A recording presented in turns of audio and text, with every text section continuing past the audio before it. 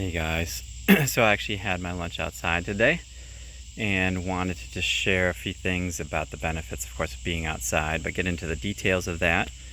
I often come back here if I really need to be recharged, and we're in the back of the property here. We have about an acre, but then it goes way back a couple acres, so I get some really good forest here, space to get a lot of good things, which I'll talk about. So the first thing though is I do often when I'm out here, I'm grounded, so I'm connected with the earth, and that's doing a whole lot of different things. But when I first heard about it, I was skeptical, and it was called earthing or grounding, but I tried it, and it changed my life. I was a believer right away. I literally went from kind of sluggish that morning, fatigue, feeling like I couldn't move much, to after about 30 to 40 minutes I did it, and then I was kind of feeling good, so I went for a run. I literally felt like I was bouncing. I kind of felt like a gazelle. It was incredible, and I was sold at that point. I have a bit of an autoimmune issue, so there's inflammation, some digestive stuff going on, so that causes inflammation. When I am grounded, most of that inflammation goes away, and it has been amazing, always being outside a lot and getting the benefits of that grounding. You get a lot of free electrons from the earth. Can't see that, of course, but it is happening, and it binds to a lot of the free radicals in the body, among other things. You can even see video of before and after of the blood after someone's been grounded. It's pretty amazing.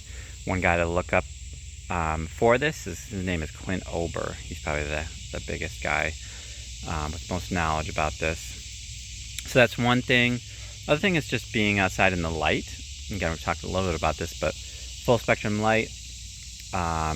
Many different times the different times of the day has different types of effects. We're just around lunchtime or after that, getting a lot of really good UVA and UVB, which helps with vitamin D, among other things. There's so many different processes that the sun does help with. Again, if you're not just getting burned, you don't want to get burned, but the morning is a little bit more infrared, and so that's good for kind of healing the cells and energy production. So that's the other thing. The third thing I talk about is just the air and the ions in the air. Some of us have heard about negative ions maybe. So a couple things they do is they revitalize cell function. They enhance our immune function.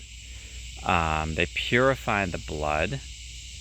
They can balance our nervous system and promote that healthy, good sleep and healthy digestion, among so many different things. When you are out in nature, you get an abundance of these. These are especially present around waterfalls, like rivers, lakes. Ocean is probably the best place for it. And mountain air is also way up there. The difference between being in one of those places and being in an office building, the numbers are around, like, if you're in an office building and maybe like 300 of these, to being maybe at a lake, like you're in the 3,000s. So just incredible more amount of ions. And again, these help our cells function. This is our natural state to be out in these environments. You throw on top of that being in an office building with the artificial lighting. A lot of them have fluorescent lights, which is particularly bad. It is just a recipe for feeling exhausted, which is unfortunate for people who have to be working in office buildings. So there's a few things. The last thing is actually when you're in a room that the CO2 level rises, because particularly if there's you've ever been in a stuffy room with a lot of people, there's not as much oxygen. And so the number of ions in that air is super low.